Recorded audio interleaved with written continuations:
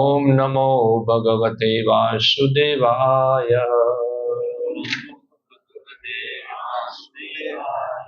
श्रीमद् भगवद गीता यथारूप अध्याय 2 श्लोक संख्या 26।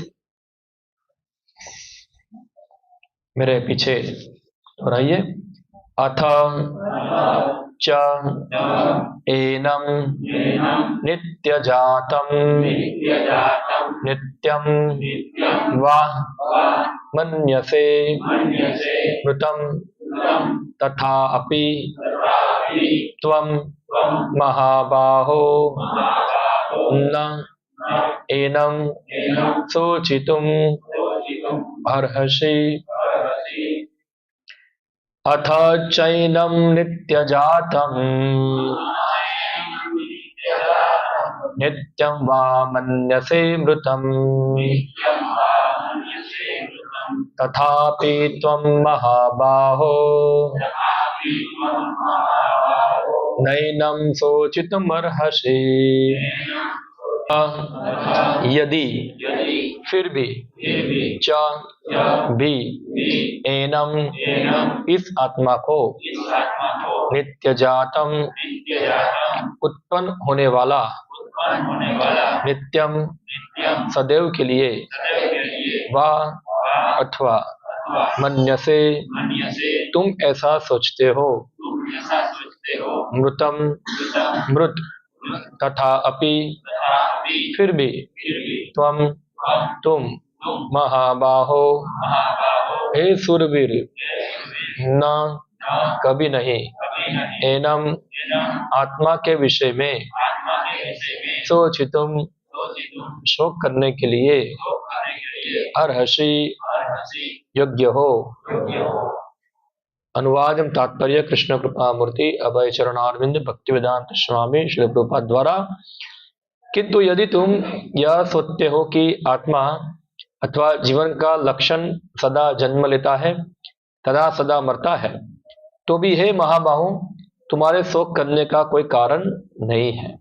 तात्पर्य, सदा से दार्शनिकों का एक ऐसा वर्ग चला आ रहा है जो बौद्धों के लिए ही समान यह नहीं मानता कि शरीर के परे भी आत्मा का स्वतंत्र अस्तित्व है। ऐसा प्रतीत होता है कि जब भगवान कृष्ण ने भगवद गीता का उपदेश दिया तो ऐसे दार्शनिक विद्यमान थे और लोकायतिक तथा वैभाषिक नाम से जाने जाते थे। ऐसे दार्शनिक का मत है कि जीवन के लक्षण भौतिक संयोग की एक परिपक्व अवस्था में ही घटित होते हैं। आधुनिक भौतिक विज्ञानी तथा भौतिकतावादी दार्शनिक भी ऐसा ही सोचते हैं। उनके अनुसार शरीर भौतिक तत्वों का संयोग है और एक अवस्था ऐसी आती है जब भौतिक तथा रासायनिक तत्वों के संयोग से जीवन के लक्षण विकसित होते हैं। ध्रुव तत्व विज्ञान इसी दर्शन पर आधारित है। संप्रति अनेक सिद्ध धर्म जिनका अमेरिका में प्रचार हो रहा है इसी दर्शन का पालन करते हैं और साथ ही शून्यवादी अभक्त बौद्धों का अनुसरण करते हैं। यदि अर्जुन को आत्मा के अस्तित्व में विश्वास नहीं था जैसा कि वैभाषिक दर्शन में होता है, तो भी उनके शोक करने का कोई कारण न था। कोई भी मानव थोड़े से रसायनों की क्षति के लिए शोक नहीं करता तथा अपना कर्तव्य पालन नहीं त्याग देता। दूसरी ओर आधुनिक विज्ञान तथा वैज्ञानिक युद्ध में शत्रु पर विजय प्राप्त करने के लिए ना जाने कितने टन रसायन फूंक देते हैं। वैभाषिक दर्शन के अनुसार आत्मा शरीर के क्षय होते ही लुप्त हो जाता है। अतः प्रत्येक दशा में चाहे अर्जुन इस वैदिक मान्यता को स्वीकार करता कि अणु आत्मा का अस्तित्व है या कि वह आत्मा के अस्तित्व को स्वीकार नहीं करता, उनके लिए शोक करने का कोई कारण न था। इस सिद्धांत के अनुसार चूंकि पदार्थ से प्रत्येक क्षण असंख्य जीव उत्पन्न होते हैं और नष्ट होते रहते हैं, अतः ऐसी घटनाओं के लिए शोक करने की कोई आवश्यकता नहीं है। यदि आत्मा का पुनर्जन्म नहीं होता तो अर्जुन को अपने पितामह तथा गुरु के वध करने के पाप फलों के से डरने का कोई कारण न था। किंतु साथ ही कृष्ण ने अर्जुन को व्यंग पूर्वक महाबाहु कहकर संबोधित किया क्योंकि ऐसे वैभाषिक सिद्धांत स्वीकार नहीं था जो वैदिक ज्ञान के प्रतिकूल हो। क्षत्रिय होने के नाते अर्जुन का संबंध वैदिक संस्कृति से था और वैदिक सिद्धांतों का पालन करते रहना ही उसके लिए शोभनीय था। ओम अज्ञानतिमिरन्धस्य ज्ञानाञ्जनशलाकय चक्षुरुन्मीलितं येन तस्मै श्रीगुरुवे नमः। श्रीचैतन्यमनोभीष्टं स्थापितं येन भूतले स्वयं रूपः कदा मह्यं ददाति स्वपदान्तिकम्। वन्देऽहं श्रीगुरो श्रीयुतापदकमलं श्रीगुरुन् वैष्णवांश्च श्रीरूपं साग्रजातं सहगण रघुनाथामृतं त्वं सजीवं साद्वैतं सावधूतं परिजनसहितं कृष्ण चैतन्यदेवं श्रीराधाकृष्णपादान् सहगण ललिता श्रीविशाखान्वितांश्च श्रीकृष्ण चैतन्य प्रभु नित्यानंद श्री अद्वैत गदाधर श्रीवासादि गौर भक्त वृंद। हरे कृष्ण कृष्ण कृष्ण हरे हरे, हरे राम राम राम हरे हरे। हरे कृष्णा। तो ये श्लोक को समझने से पहले हमको थोड़ा 4-5 श्लोक पहले देखना पड़ेगा। हाँ, ये चर्चा चल रहा है अर्जुन के साथ भगवान कृष्ण का। भगवान कृष्ण अर्जुन को बता रहे हैं कैसे तुमको शोक नहीं करना चाहिए, शोक दुख नहीं करना चाहिए। और भगवान कृष्ण अर्जुन को शोक ना करने के अलग अलग कारण बता रहे हैं। तो थोड़ा मैं पीछे जाता हूं और हम पीछे से थोड़ा पढ़ के आएंगे तो अब ये श्लोक को हम थोड़ा अच्छा समझ पाएंगे। जैसे कि लास्ट टाइम हमने श्लोक देखा था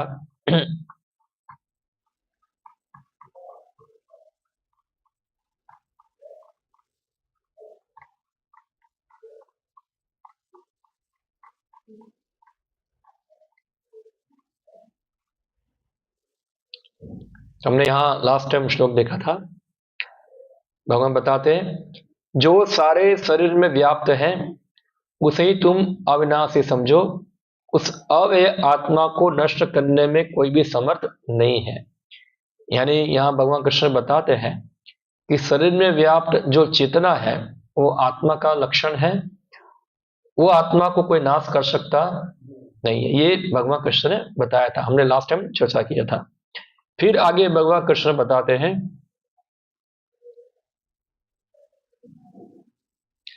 अविनाशी अप्रमेय तथा शाश्वत जीव के भौतिक शरीर का अंत अवसंभावी है, अतः भरत उनसे युद्ध करो। इससे पहले क्या बताया भगवान ने कि आत्मा का नाश कभी हो सकता नहीं। अभी क्या बता रहे हैं वो, अविनाशी अप्रमेय शाश्वत जो जीव है उसका जो शरीर है उसका नाश क्या है, अवसंभावी है। यानी कि पहले श्लोक में बताया कि आत्मा का विनाश नहीं होता है, इस श्लोक में क्या बताया अभी, शरीर का विनाश होगा ही।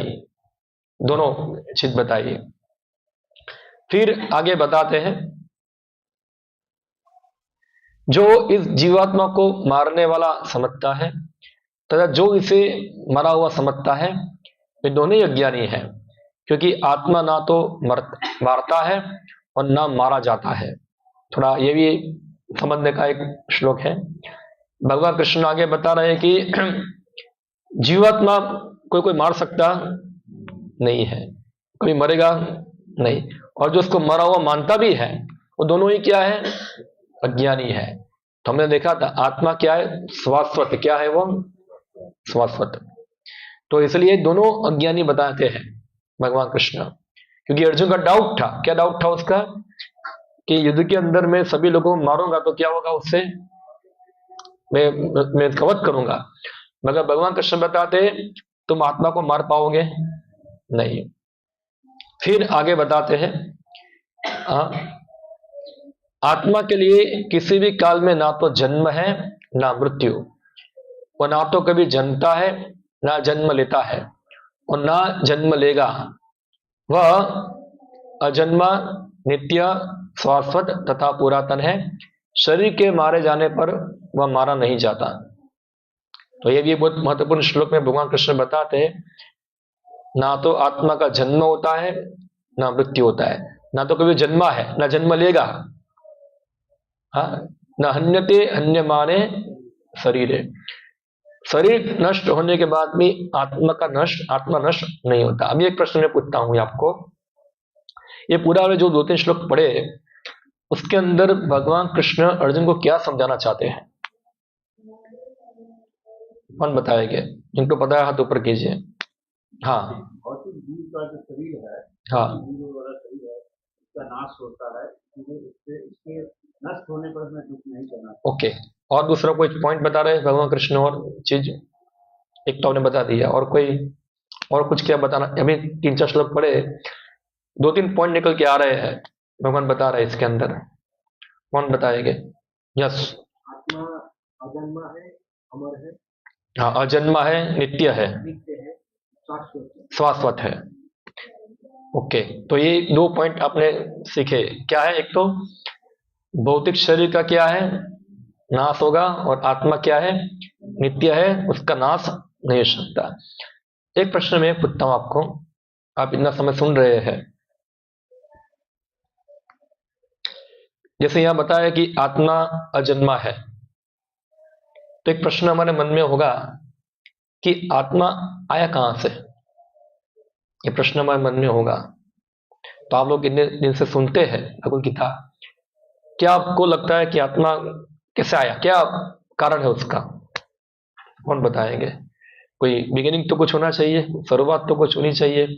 मगर यहाँ भगवान बताते हैं अजन्मा है, तो आत्मा आया कहां से? हाँ, परमात्मा तो फिर आत्मा जन्म हो गया, फिर ऐसा हुआ ना, आत्मा क्या हो गया? उसका जन्म हो गया, उसका बिगिनिंग हुआ, शुरुआत हुई। क्या एग्जैक्टली देखो, हमको क्या है, हर चीज को फिलोसफी समझना है, हर चीज को। हाँ, तो आत्मा जो है वो अजन्मा है, तो ईश्वर भगवान जो है उसने आत्मा को बनाया, ऐसा है कुछ? तो बनाया तो फिर क्या हुआ? वो शुरुआत होगी, इसकी उसका शुरुआत होगा ये तो। परमात्मा का अंश है, तो परमात्मा भी सनातन है। ओके, तो अंश है, यानी कि एक दिन वो अंश छूटा पड़ा हो गया ऐसा। जैसे हम कुछ चेंज, कुछ बाहर निकलता है ना, अंश निकलता है, ऐसे ऐसे बाहर निकला अंश, ऐसा है कुछ? कैसे समझेंगे हम लोग?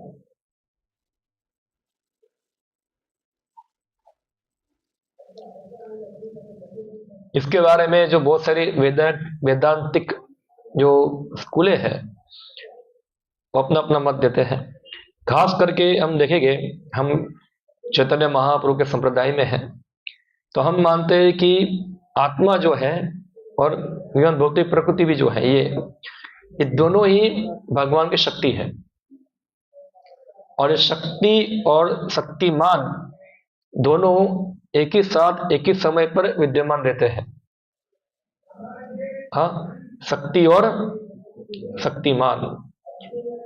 जो अन्य वेदांतिक स्कूल वाले हैं, उनका मानना है कि जो शक्तिमान है, यानी कि ब्रह्म है, भगवान है,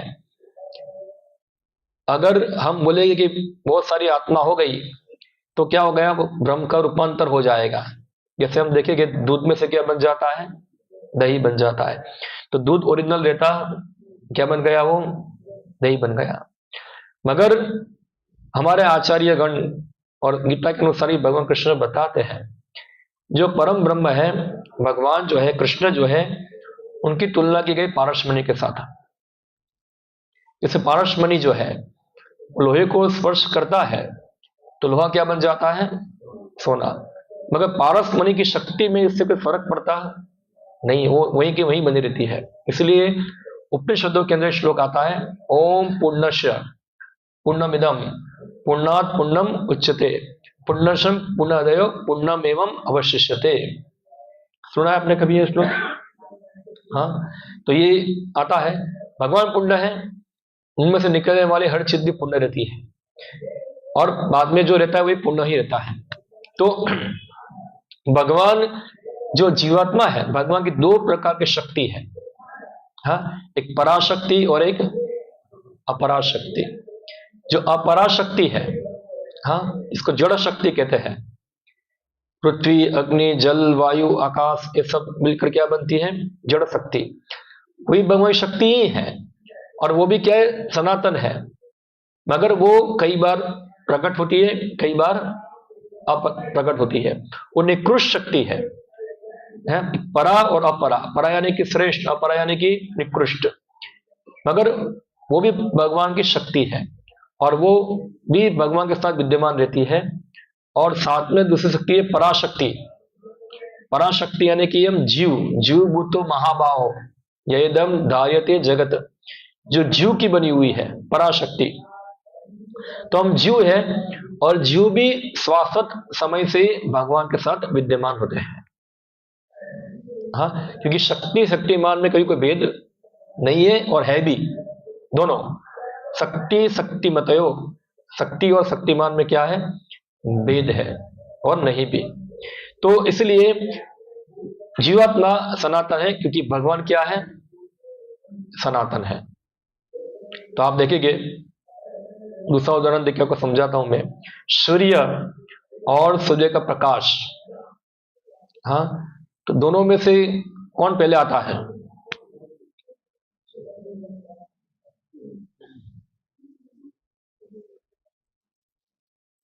सब लोगों ने सूरज को देखा है? नहीं देखा? कौन पहले आता है? सूरज प्रकाश पहले आता है कि सूरज पहले आता है? वो तो उगता है तब प्रकाश पहले आता है, मगर तब देखो दोनों का अस्तित्व साथ में अलग अलग है, साथ में ही है। अगर सूरज प्रकाश आश्रित किसके ऊपर है? सूर्य के ऊपर है। यानी कि सूरज प्रकाश का अपना अलग कोई अस्तित्व नहीं है, उनका अस्तित्व निर्भर किसके ऊपर है? सूर्य के ऊपर। जैसे दही है, दही का अपना खुद का एक अलग अस्तित्व नहीं है। दही का अस्तित्व किसके ऊपर निर्भर है? दूध के ऊपर। दूध की प्रोडक्ट है ये। दही अपना अलग से दही आता नहीं सीधा अंदर से, दूध के ऊपर निर्भर है। तो दही का कारण क्या है? दूध है। उसी प्रकार से जो हम जीव है और हम भगवान शक्ति है, तो इसलिए हमारा कारण भी कौन है? भगवान है। तो भगवान शाश्वत है, इसलिए उनकी शक्ति भी शाश्वत है। अभी जो खास करके अद्वैत वेदांतिस्ट है, वो लोग मानते हैं कि जीव और आत्मा जो है, जीव और भगवान जो है, पूर्ण रूप से एक ही है। मगर जो वैष्णव सिद्धांत के अनुसार जीव जो है, भगवान की शक्ति होने के नाते वो छोटा है, और उसके अंदर भगवान के सभी गुण क्या है? विद्यमान है। जैसे कि मैं उदाहरण दिया आपको सूरज का। सूरज और सूरज की किरण के, तो किरण के अंदर क्या छोटे छोटे कण होते हैं, वही प्रकाश है। उनके अंदर भी गर्मी है, उनके अंदर भी प्रकाश है। और बड़ा गोला है, उसके अंदर भी क्या है? गर्मी और प्रकाश है। वही पे वो ज्यादा एक में क्या है? छोटा है। इसी बार जीव जो है, उसमें सभी भगवान के गुण विद्यमान है। तो भगवान का गुण क्या है? सत, चित और आनंद। इसलिए जीव जो है वो भी क्या है? सत, चित और आनंद। मगर जीव छोटा है और भगवान बड़े हैं। छोटा होने के कारण क्या होता है? जब जीव भगवान से दूर जाता है, जैसे अग्नि है, अग्नि में बहुत से चिंगारियां है। चिंगारी जो होती है आग से दूर जाएगी, तो धुआं क्या करेगा? उसको आवृत करता है। तो आवृत जब धुआं करेगा चिंगारी को, चिंगारी की आग जो होती है, प्रकाश क्या होता है? वो क्या हो जाता है? वो आवृत हो जाता है, डिम हो जाता है। मगर जब चिंगारी आग की नजीक रहेगी तो क्या होगा? उसका प्रकाश ऊर्जा क्या होगी? ज्यादा बढ़ेगी। तो जब जीव भगवान से विमुख होता है, तो वो धुआं भी उत्पत्ति कहां से होती है? भी वो भी आग में से होती है। तो दूसरी शक्ति है भगवान की माया शक्ति। हाँ, जो जीवात्मा छोटा होने के कारण उससे क्या होता है? भ्रमित हो जाता है, और इसके कारण वो अपना सत्य चित आनंद स्वरूप है उसको भूलता है। हाँ, और फिर अपने आप को ये शरीर के साथ क्या करता है? पहचान करना आरंभ करता है। तो भगवान यहाँ अर्जुन को बता रहे हैं कि शरीर जो है वास्तव में हमारी पहचान नहीं है। शरीर तो क्या है? हमेशा नाश होगा ही। ये खत्म हो गया एक दिन। हमारी सही पहचान क्या है? हम जीव है, आत्मा है, भगवान के सेवक है। ये वास्तविक पहचान पे अर्जुन को भगवान कृष्ण लाना चाहते हैं। ओके, आगे देखते हैं क्या बताते हैं। अजन्मा नित्य शाश्वत पुरातन है, ये पढ़ लिया हमने।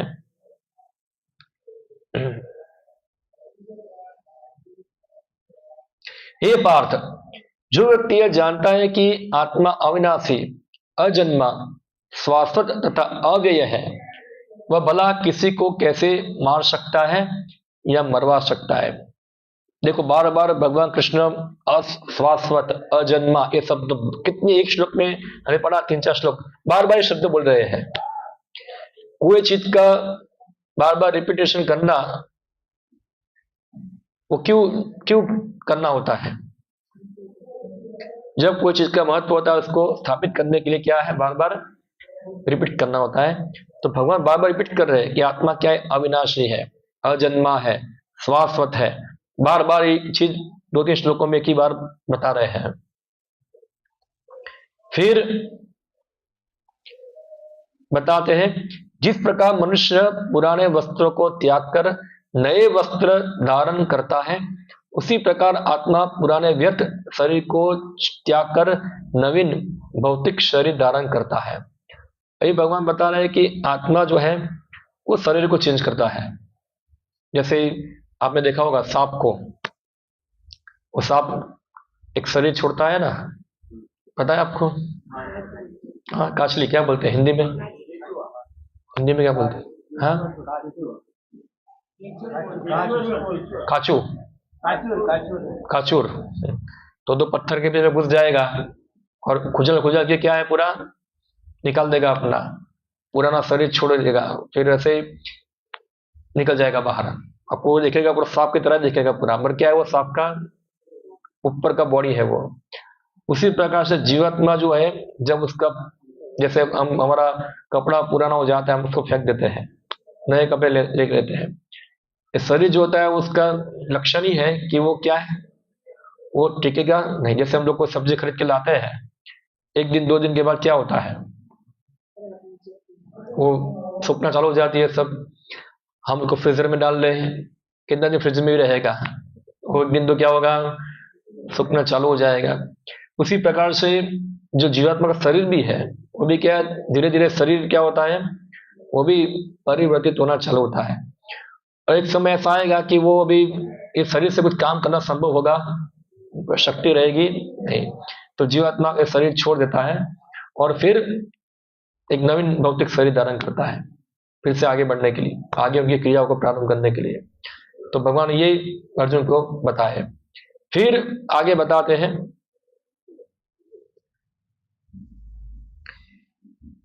अभी अर्जुन बोलेगा मेरे पास तो दिव्य शस्त्र है। क्या है? आप बोलते हैं कि हम शरीर को नहीं, आत्मा नहीं मरेगा, मगर मेरे पास तो दिव्य शस्त्र है, मैं छोड़ूंगा तो क्या दिव्य शस्त्र से आत्मा मर जाएगा? भगवान बताए नहीं, ये आत्मा ना तो कभी किसी शस्त्र द्वारा खंड खंड किया जा सकता है। यानी कि आप देखो, हम तलवार लेंगे, शरीर को मारेंगे तो शरीर के कितने टुकड़े हो जाएंगे, हाँ, हम टुकड़ों में उसको बांट सकते हैं, मगर इस प्रकार आत्मा के अलग अलग टुकड़े किए जा सकते नहीं है कि चलो आत्मा का हम टुकड़ा कर दे, 2 आत्मा कर दे आत्मा से, हाँ, टुकड़े हो पाएंगे नहीं। ना तो उसको अग्नि से जलाया जा सकता है। अर्जुन के पास कौन सा शस्त्र था? अग्नेयास्त्र था, तो अग्नि से जलाया जा सकता नहीं है। ना तो जल से भिगोया जा सकता है, ना वायु द्वारा सुखाया जा सकता है। यानी कि आत्मा के ऊपर किसी भौतिक वस्तु का प्रभाव कभी होता नहीं है। यानी कि जो कारण से शरीर नष्ट होता है, वो कारण से आत्मा को नष्ट किया जा सकता नहीं है। हाँ, फिर आगे भगवान बताते हैं, यह आत्मा अखंडित, फिर से शब्द आया, क्या है? अखंडित, उसको खंड खंड किया जा सकता नहीं है। अधुलनशील, यानी कि आप जैसे आप चीनी लो और दूध लो, चीनी को दूध में डालो तो क्या हो जाएगा? दूध में चीनी क्या हो जाएगी? घुल जाएगी। ऐसे आत्मा को घुला सकते नहीं, किसी को पानी में डाल के इसको भुला दो, ऐसा खत्म। शरीर को ऐसा होता है, आप शरीर को गाड़ दो, क्या हो जाएगा? कुछ धर्म के अंदर गाड़ देते हैं, तो उसको आप जमीन में गाड़ दो तो थोड़ा समय के बाद क्या हो जाएगा? वो तो घुल जाएगा अंदर। आत्मा को बुला सकते नहीं है, ना तो उसको जलाया जा सकता है। कुछ धर्म के अंदर उसको जलाते हैं, हिंदू धर्म जलाते हैं, तो वो आत्मा जलता नहीं है। ना तो सुखाया जा सकता है, हाँ, वह शाश्वत, फिर से भगवान बोलते हैं शाश्वत सर्वव्यापी। अभी ये शब्द जो है सर्वव्यापी, इसका अर्थ क्या है? सर्वव्यापी यानी कि आत्मा जो है सभी जगहों पे विद्यमान है। ऐसा नहीं कि एक ही आत्मा है और सब जगह विद्यमान है। सर्वव्यापी का अर्थ है कि आत्मा सभी जगह पर विद्यमान है। हमारे शरीर में कितनी आत्मा होगी? एक तो हमारा, हमने जो शरीर धारण किया है वो एक आत्मा। हमारे शरीर में असंख्य आत्माएं रहती है। हाँ, जितने भी हमारे शरीर में सेल है, हाँ, सेल पता है ना आपको, कोश, कोशिका है, इतने जीव है। इतने क्या है? इतने जीव है। कितने सारे जीव जो है उनका जीवन हमारे शरीर से ही चलता है।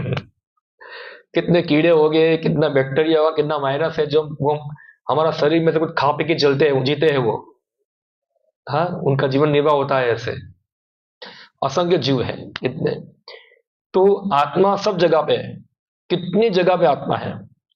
अब खाली पृथ्वी पे नहीं, आप पानी में, हवा में, अन्य ग्रहों के ऊपर, सब जगह पे जीवात्मा विद्यमान है। क्योंकि आत्मा को भौतिक जो बाधा है वो कोई पहुंचा सकती नहीं। आत्मा भौतिक पदार्थ से परे है, इसलिए उसको भौतिक आवरण बाध्य कर सकती नहीं है। सोचो कितना कितना कितनी सारी आत्माएं होगी दुनिया के अंदर। खाली एक स्क्वायर फुट में आपको देखो मिलियंस ऑफ जीवात्माएं हैं। उसमें से कोई एक जीवात्मा होता है वो धीरे धीरे आगे बढ़ता है और मानव देह प्राप्त करता है, वरना कितना सारा योनियों में आत्मा भ्रमण करती है, फटाफट फटाफट क्रिया होती है सभी है। हाँ, फिर अविकारी, उसमें किसी प्रकार का विकार नहीं होता है। विकार यानी कि परिवर्तन। हमारे शरीर में क्या होता है? परिवर्तन होता है। मैंने बताया 3 स्टेज, बाल्यकाल, युवावस्था और वृद्धावस्था। या तो आप शरीर पे कुछ भी आप बाह्य फेरफार होगा, उससे शरीर में परिवर्तन होगा। आपका एक्सीडेंट हो गया, सिर फट गया, ये फट गया, तो कुछ चेंजेस हो जाए, विकार आ जाएगा उसके अंदर। आत्मा में ऐसा कुछ होता नहीं है कि अभी कुछ इसमें चेंज हो जाएगा, इसके अंदर कुछ चेंज होता नहीं है। स्थिर, क्या है वो? स्थिर और सदैव एक सा रहने वाला।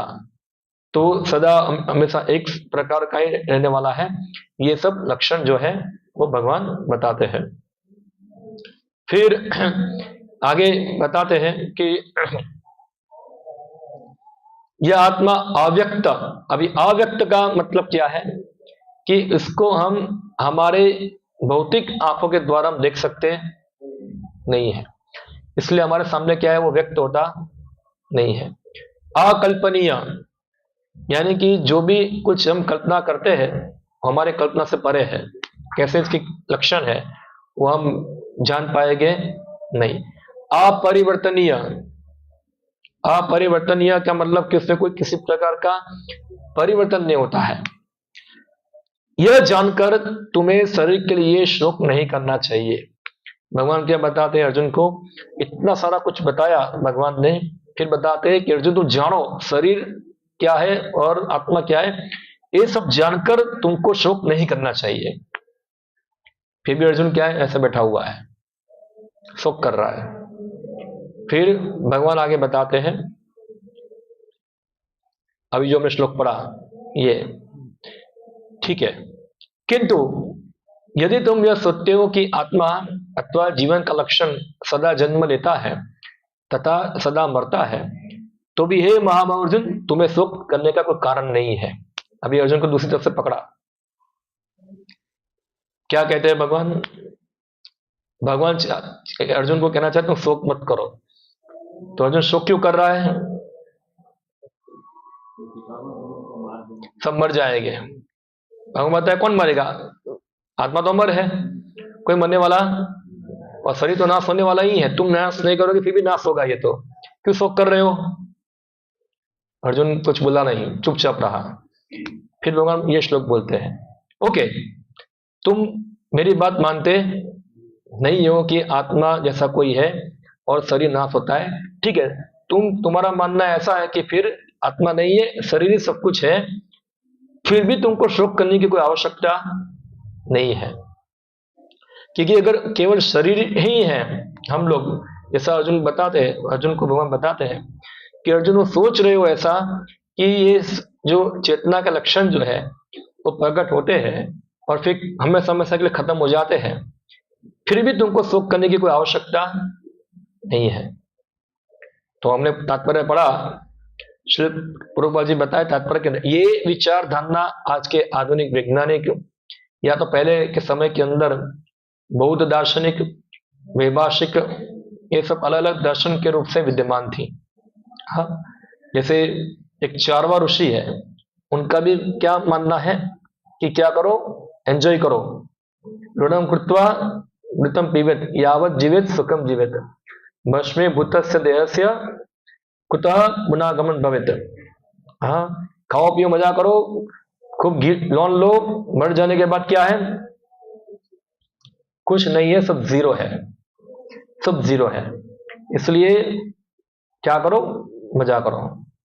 तो भगवान अर्जुन को बता रहे हैं कि अगर अर्जुन तुम मानते हो कि सब कुछ मृत्यु के बाद सब कुछ खत्म ही हो जाएगा, तो फिर शोक करने की जरूरत क्या है?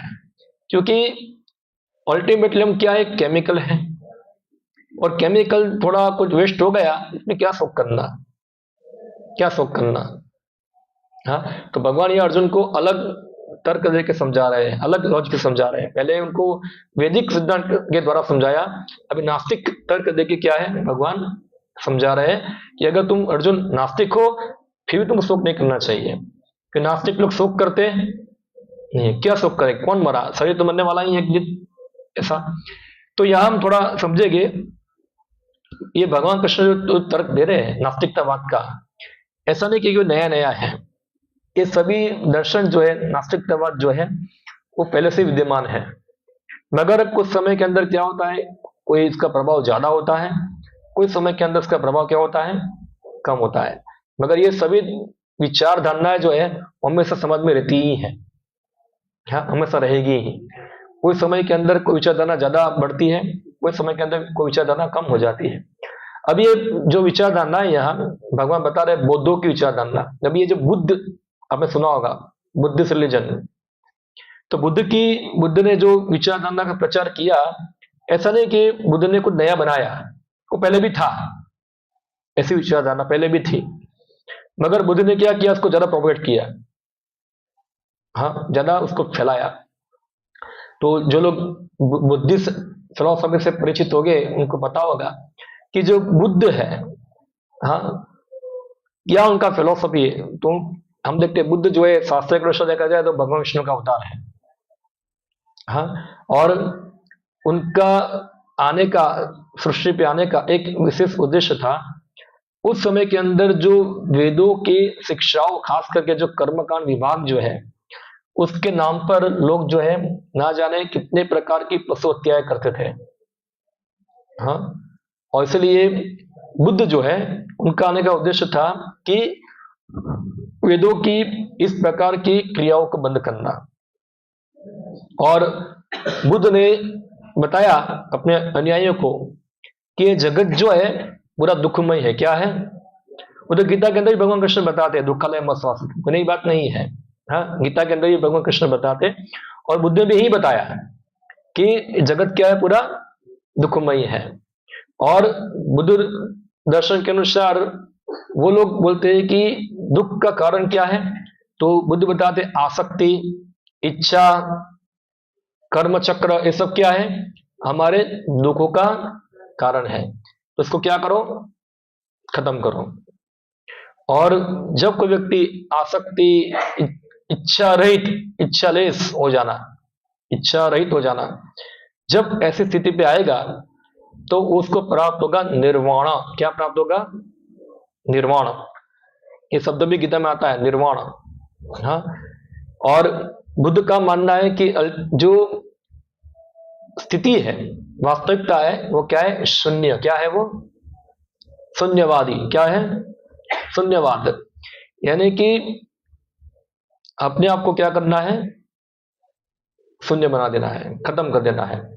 खत्म करना यानी कि मीन्स ये संसारिक चक्र में पड़ते रहेंगे जब तक हमारी इच्छाएं तृष्णाएं सब होगी, तब तक ये क्या होगा? सब ये चलता रहेगा, सब चक्र।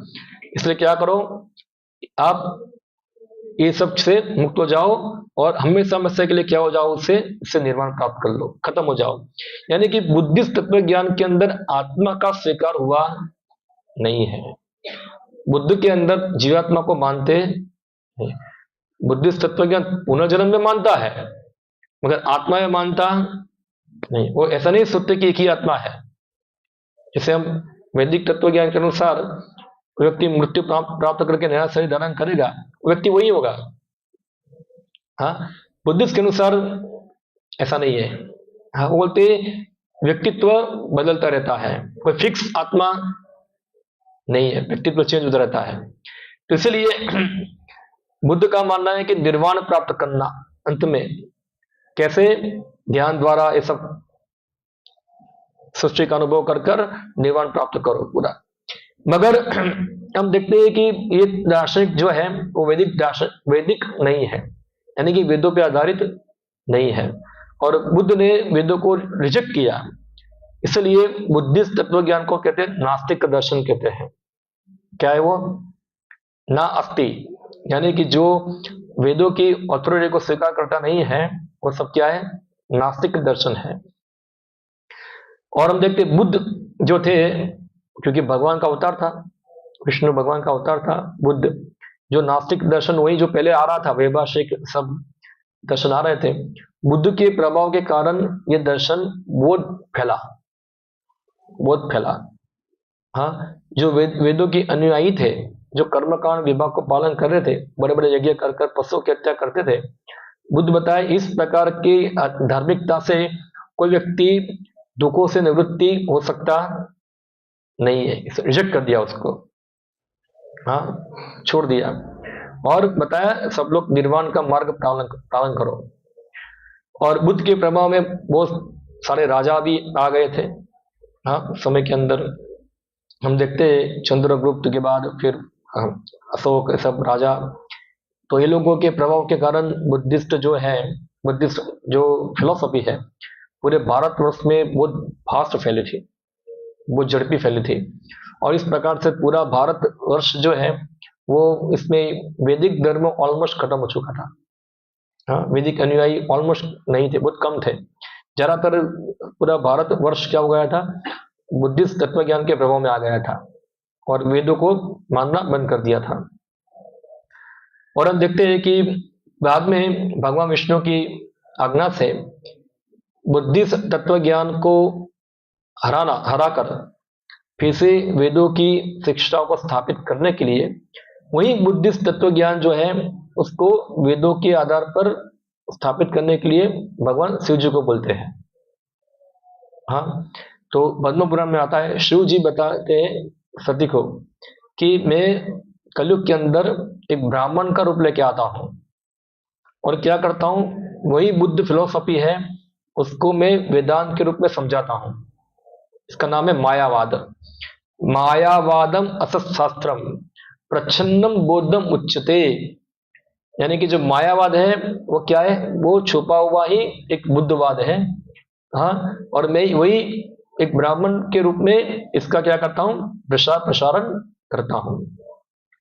तो इसलिए बुद्ध तत्व ज्ञान जब फैला हुआ था उस समय शिव जी का अवतार आया जिसका नाम था शंकराचार्य, आदि शंकराचार्य। हाँ, और उन्होंने फिर बुद्धिस्ट दार्शनिकों के साथ क्या किया? ये चर्चा किया कि वास्तव में आपका मानना है कि निर्वाण शून्य सब कुछ है, सब कुछ अल्टीमेटली रियलिटी शून्य है। तो उन्होंने खंडन किया, नहीं, शून्य सब कुछ नहीं है। उन्होंने बताया कि अल्टीमेट रियलिटी है वो ब्रह्मन है। हाँ, वो ब्रह्मन है। और फिर उन्होंने बताया कि सही ज्ञान प्राप्त करने का तरीका क्या है, वेद है, उपनिषद है। आप केवल तर्क और अनुमान के द्वारा आप सत्य को समझ सकते नहीं है। बुद्ध का ज्ञान प्राप्त करने का तरीका क्या था, अनुमान और तर्क। जैसे हम देखते 3 प्रकार के प्रमाण हैं, शब्द प्रमाण, अनुमान प्रमाण और प्रत्यक्ष प्रमाण। तो बुद्ध तत्व ज्ञान जो है शब्द प्रमाण को स्वीकार करता नहीं है। वो कौन से प्रमाण को मानते हैं, वो लोग मानते हैं अनुमान प्रमाण और प्रत्यक्ष प्रमाण, 2 प्रमाण को लेकर चलते हैं। मगर शंकराचार्य ने बताया कि नहीं, अनुमान के द्वारा और केवल प्रत्यक्ष के द्वारा हम सत्य को समझ सकते नहीं है। इसके लिए हमको क्या चाहिए, शब्द प्रमाण। उसको फिलोसफी की भाषा में बोलते हैं एपिस्टेमोलॉजी। जो लोग फिलोसफी पढ़े उनको पता होगा कि कैसे हम लोग एक वैलिड नॉलेज प्राप्त करने की प्रोसेस क्या है, पूरी उसको पूरा एनालिसिस करते हैं। इसका एक पूरा एक शास्त्र है, न्याय शास्त्र, जिसमें कैसे वैलिड नॉलेज, सही नॉलेज प्राप्त कैसे किया जाए, उसकी पूरी मेथोडोलॉजी क्या है समझाते हैं।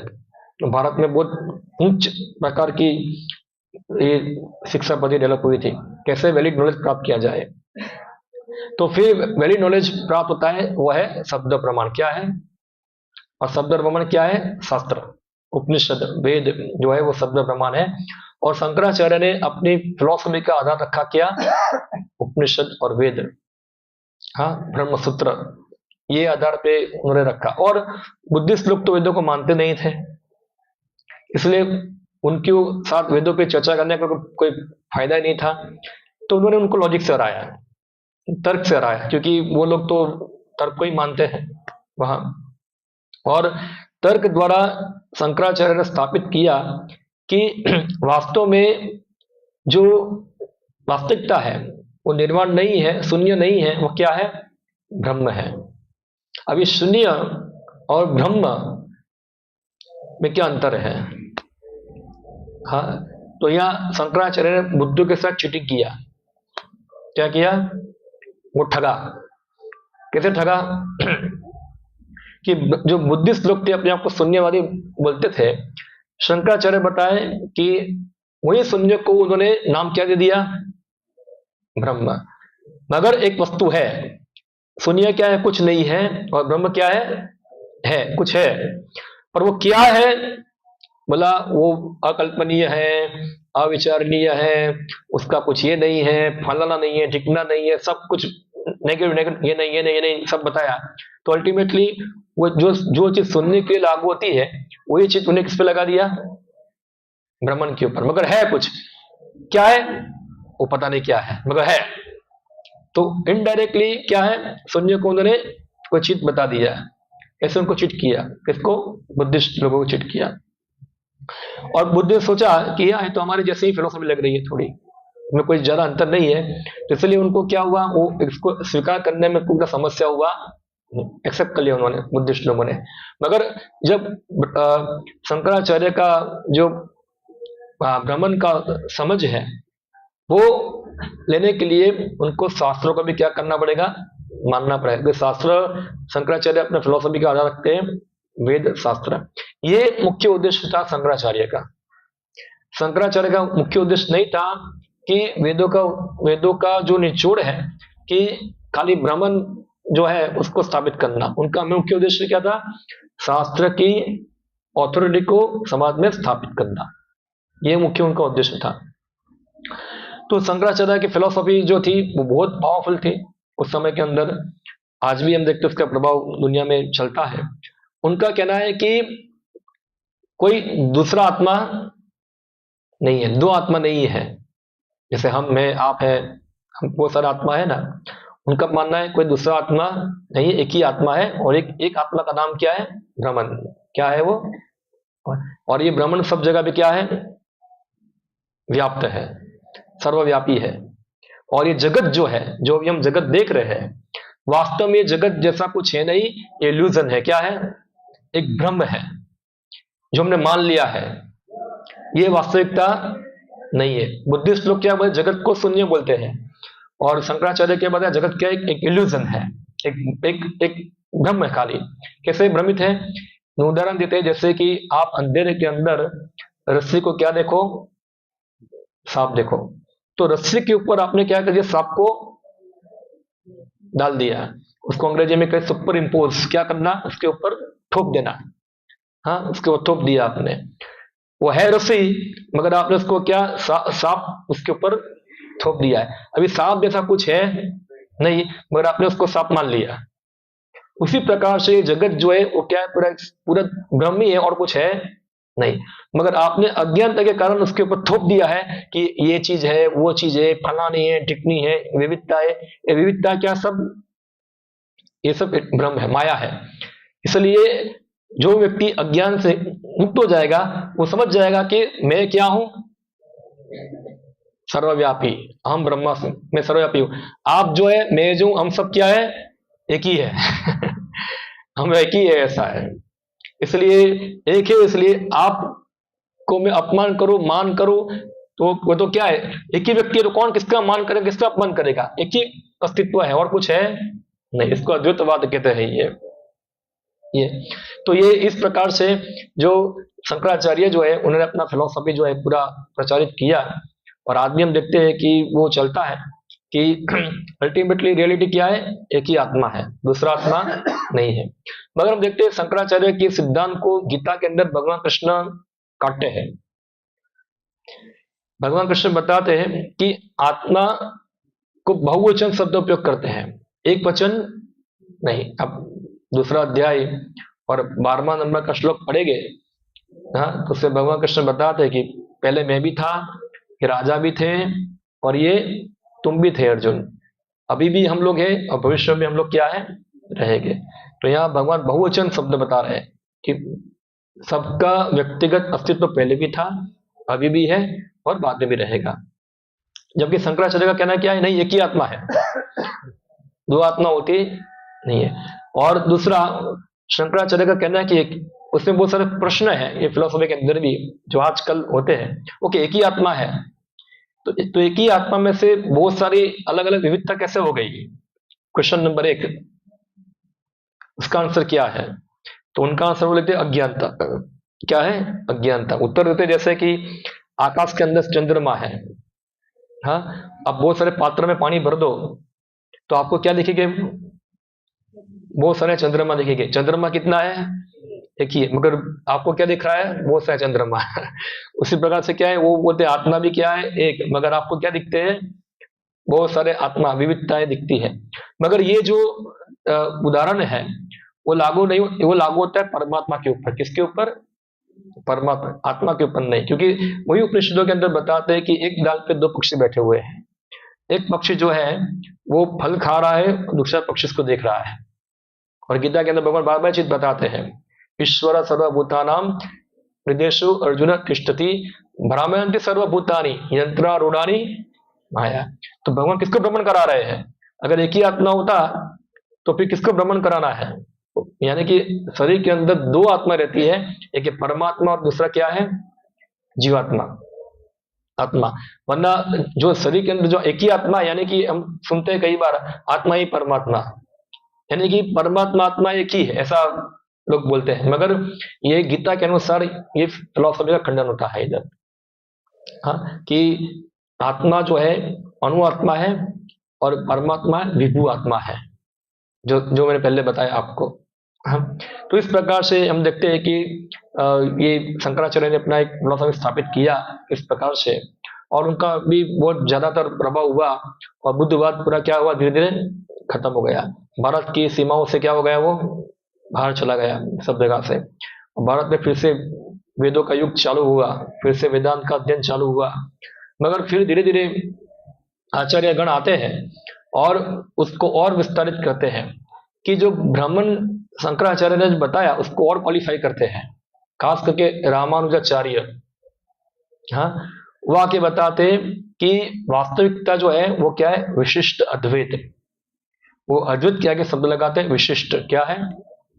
विशिष्ट, यानी कि जीवात्मा के साथ भगवान एक है। किस प्रकार से? जैसे पत्ता डाली के साथ होता है या फल वृक्ष के साथ होता है। तो वृक्ष जो है वो एक पूरा यूनिट है, क्या है, तो उसमें बहुत सारे पत्ते हैं, डाली है, फल है, फूल है, मगर अब फल पत्ते को आप वृक्ष कह सकते नहीं हो।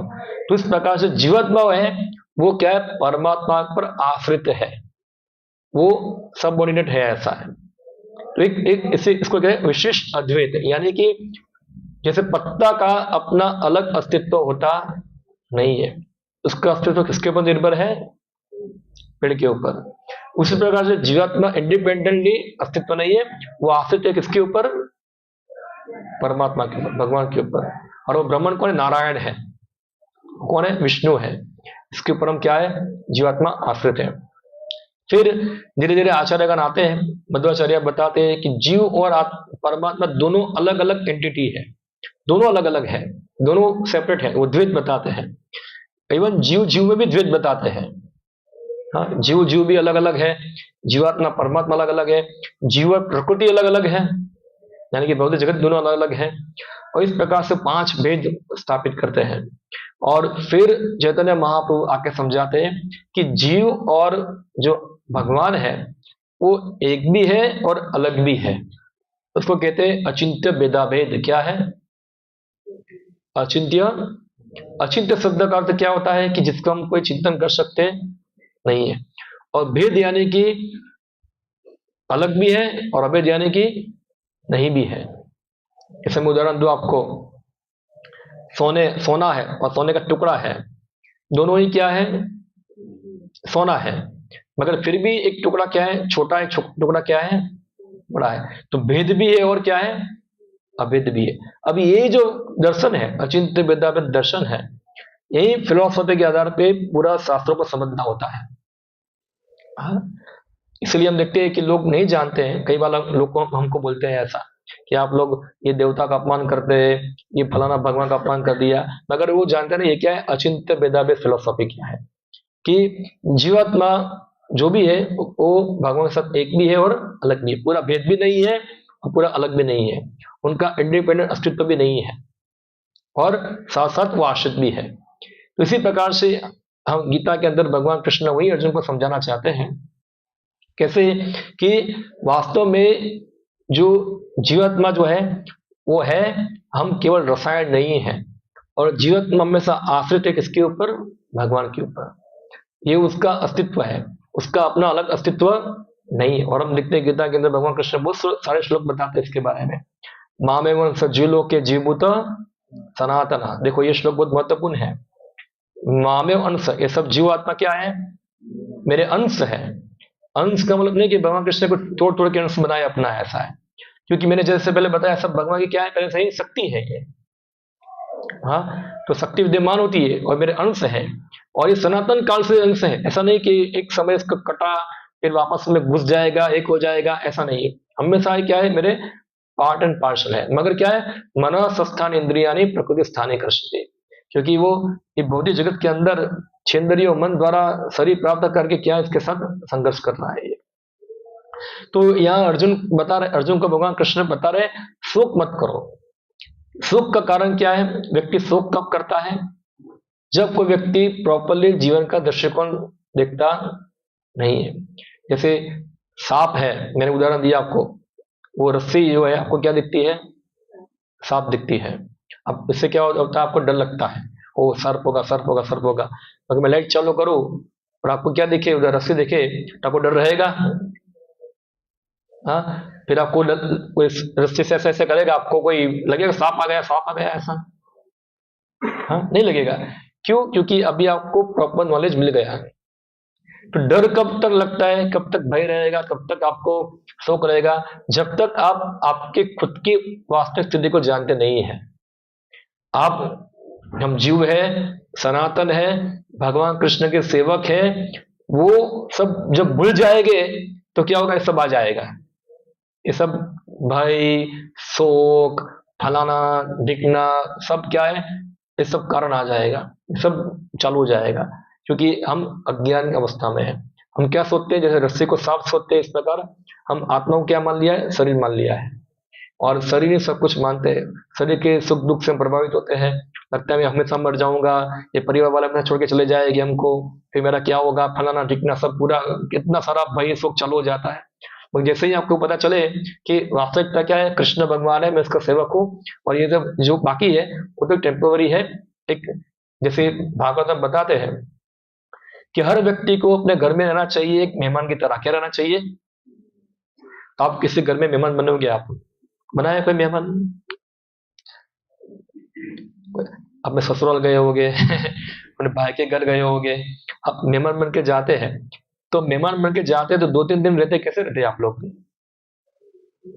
आपको पता है कि 3 दिन की मुझे निकल जाना है वहां से, हमेशा रहना नहीं है। तो ऐसे ही ये संसार के अंदर भी क्या है, हम लोग क्या है, एक मेहमान जैसे ही है इधर, कुछ समय के लिए हमको रहना है।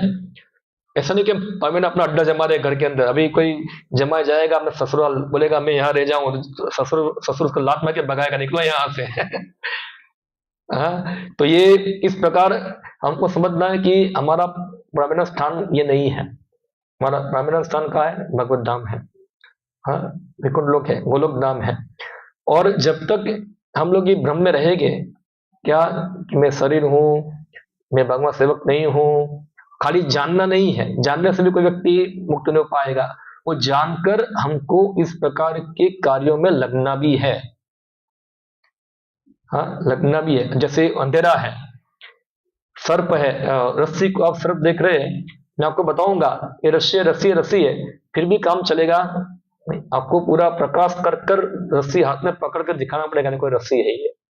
इसी प्रकार से हमको, हम जान लिए हम जीवात्मा है, जीवात्मा है, खाली जानने से हो जाएगा नहीं, आपको जीवात्मा की तरह कार्य करना होगा। तो जीवात्मा का कार्य क्या है? जीवात्मा का कार्य ये होता है, श्रवणम कीर्तनम विष्णु स्मरणम पाद सेवनम अर्चनम मदनम दास्यम साक्ष्यम आत्मा निवेदनम, ये जीवात्मा का प्रॉपर कार्य है।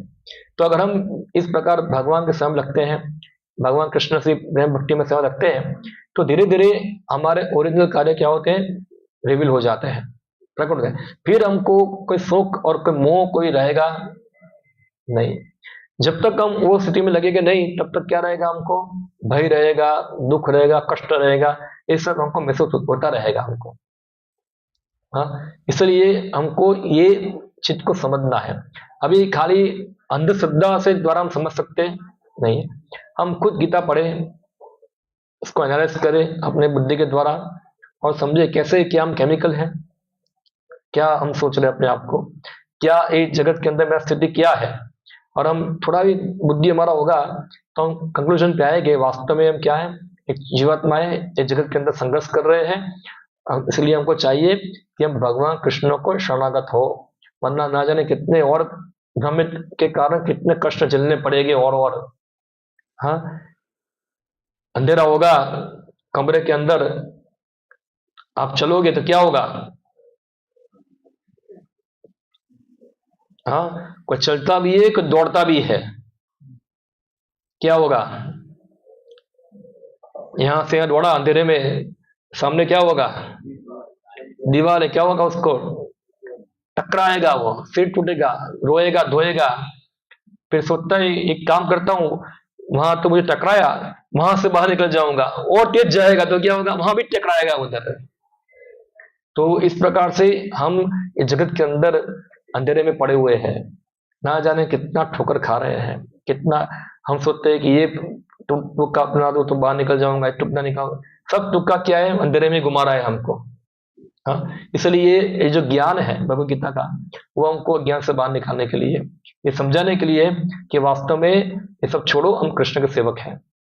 और भगवान बताए, सर्वधर्मान परित्यज्य मामेकम शरणम व्रज, मेरी शरण में आओ, मैं तुमको सब प्रकार के पापों से मुक्त करूंगा, डरो मत, ऐसा है। तो इसी प्रकार से हम जो है हमारी वास्तविकता को पहचान सकते हैं, वरना क्या होगा, और हम भ्रमित रहेंगे, और भ्रमित होने के कारण और कष्ट झेलते रहेंगे और कष्ट झेलते रहेंगे। तो इसलिए थोड़ा समय निकालकर हमको सब चीज जानना चाहिए, पढ़ना चाहिए, समझना चाहिए तो मैं देखता हूँ बहुत सारे लोग, आप लोग आते हैं यहाँ, मगर कोई आजकल लोग पढ़ता कोई नहीं है भगवत गीता। सबके पास भगवत गीता है, कितने के पास है as it is Bhagavad Gita, जो उनके हाथ में पड़ी है ऐसी ऐसी आज ये लगता है वेरी गुड ऐसे? तो सबके पास नहीं है, किसके पास नहीं है? आपके पास? ओ, आप तो बहुत पुराना समय से आते हैं, तो आज ले लीजिए नीचे से। हाँ, तो ये गीता को रखो, पढ़ो, ना पता चले फिर आइए हमको पूछिए, जितना हमको पता होगा हम समझाएंगे और इस प्रकार जीवन जीने का प्रयत्न करो। हाँ, धीरे धीरे जानो क्या है, तभी हम सब प्रॉपरली ट्रैक पे रहेंगे, वरना क्या होगा? देखो, प्रभुपाद जी एक शब्द बताते थे रिलीजन विदाउट फिलोसॉफी क्या हो जाएगा? आपने गीता पढ़ा होगा, गीता में शब्द आता है ये, अगर कोई धर्म है उसके अंदर दार्शनिक दर्शन नहीं है, वो धर्म क्या बन जाएगा? अंधविश्वास।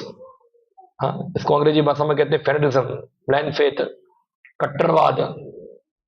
हाँ कि वो क्या कर रहे हैं उसको कुछ पता को बोलेगा आप हरे कृष्ण का क्यों कर रहे हो, बस मजा आता है कर रहे हैं, ऐसा है। हरे कृष्ण क्यों कर रहे हो? इससे एग्जाम पास हो जाऊंगा। उसको कुछ दर्शन पता नहीं है। तो रिलीजन विदाउट फिलोसॉफी क्या है? केवल fanaticism. And philosophy without religion क्या होता है? केवल मेंटल स्पेकुलेशन। तो आप बहुत सारी फिलोसॉफी की बात करते हैं पर प्रैक्टिकली कुछ करते नहीं है, तो फिर क्या है? वो खाली मानसिक तर्क वितर्क हो गया है ये। तो दोनों का कॉम्बिनेशन क्या है? भगवत गीता है ये। तो चलिए आप इसको पढ़िए समझिए, इससे आपको लाभ होगा। ठीक है, हरे कृष्णा। किसी का तो प्रश्न हो इसके ऊपर तो आप थोड़ा पूछ सकते हैं, मैं इसका उत्तर देने का प्रयत्न करूंगा। कोई डाउट हो, शंका हो तो क्वेश्चन आपको लग रहा है कि हाँ ये थोड़ा ऐसा है, पूछ सकते हैं।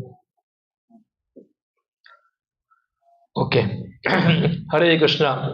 श्रीमद् भगवद गीता की जय। श्री प्रभुपाद की जय।